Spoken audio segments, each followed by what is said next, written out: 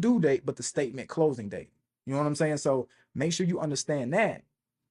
Make sure you understand that as a whole whenever you're going through. So my 3590 method, if TransUnion is the strongest one, I seen somebody ask in the chat, you're gonna have Fidelity, great bank, 20, 30K, super easy. Navy Federal is another one. We all know about Navy Federal. Great personal bank, not so much friendly on the business side. Actually, don't even make sense to even build out a business relationship with Navy Federal because their business credit cards don't offer you a 0% APR. Alliant is another great personal bank. Fifth Third, and all of these banks are going to pull from TransUnion. Fifth Third is another one. BHG is another great bank. Regions, their business credit card 0% interest for 6 months. I think they have maybe 2 credit cards, and I'm gonna get into why you want to always bank always bank with institutions or credit unions that have multiple business products or multiple personal products simply due to a reallocation. We're gonna get into that here shortly. But you got BMO Harris.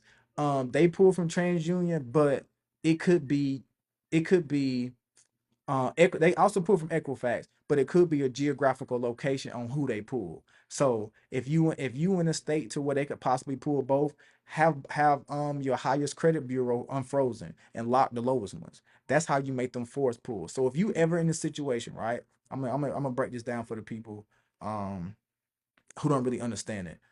If you ever in a situation to where a bank may pull from either institution, American Express is a great example. American Express will either pull from Experian or they may pull from TransUnion. Now, depending on you and your actual profile or the profile structure that you have, you can make them force pull from one of the other institution. So instead of you having a high experience score and a low TransUnion score, and then you leaving both of them unlocked and you apply for American Express product and they pull your TransUnion, you may get a $10,000 limit because they pulled TransUnion because you didn't lock it. So what I always tell my mentees, my inner circle students is okay, if you know a bank may pull from two different bureaus, lock the lowest bureau. If TransUnion is the lowest score and you got a 700 on there, but Experian is your highest score and you got a 780 on there, lock TransUnion and make them force pull your Experian profile. This is how you maximize the funding limits whenever a particular institution, bank, credit union, etc., will pull from multiple bureaus. And never Capital One is trash. I'm gonna tell y'all that right now. Discover, Capital One, few other ones. They're gonna pull from multiple bureaus. Not only are they gonna pull from multiple bureaus, what's gonna happen is they are actually going to report the business credit card to your personal profile. So that defeats the whole purpose. Again, in itself is literally knowing like, okay, if I go and get a business credit card to liquidate it to build other banking relationships, I'm gonna have high utilization on the business credit card, which defeats the whole purpose. You know what I'm saying? So Comerica is another bank that's going to pull from TransUnion, and US Bank is another one as well. So if TransUnion is your strongest one, those are the banks that you need to hit up. Those are the banks that you need to actually, those are the banks that you need to be building and structuring with for the next 90 days. I'm not even going to say that you need to hit them up. If you already have a relationship with them, then that's different. But if you don't, you need to be building and structuring with them if TransUnion is your highest profile, right? So, um, Equifax, right? A lot of people like Equifax banks. And I'm gonna do Experian last, cause bro, that's by far the sweet spot. Now, Equifax, Citizens Bank.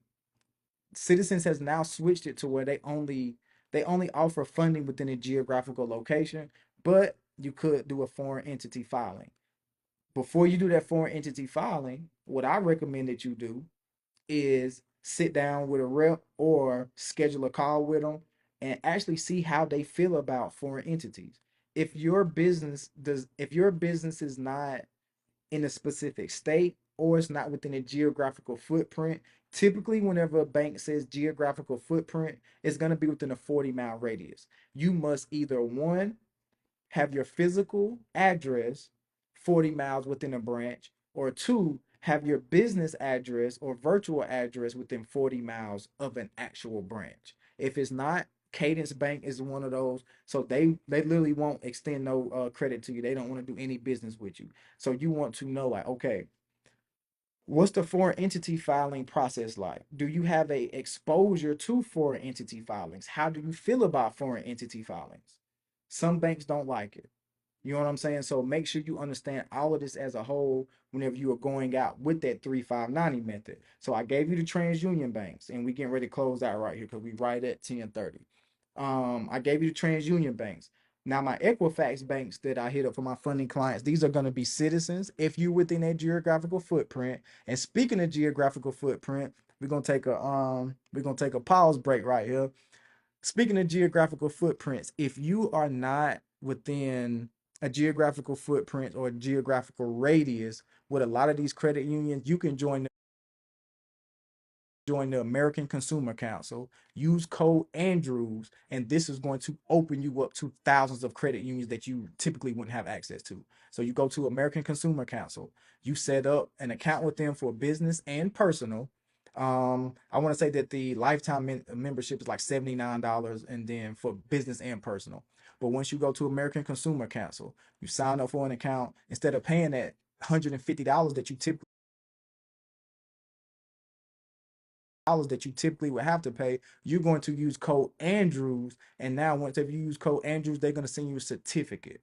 Once you get the certificate, you can present this to the institutions, the credit unions, the banks, etc., to get access to capital that's not within that you're not within a geographical radius. So this is how a lot of people are bypassing geographical footprints, all of that, man. So that's very, very key right there. So back to